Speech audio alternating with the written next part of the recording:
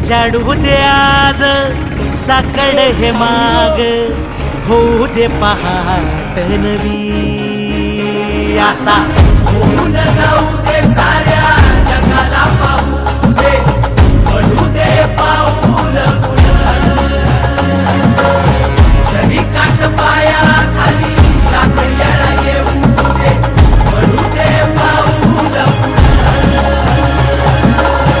मोठी लढाई र लढू मातीसाठी र गड्या, मनगटाच जोर लावून दाटला जरी अंधार एकजूट होऊ आज, दिवा देऊ तेज धावून.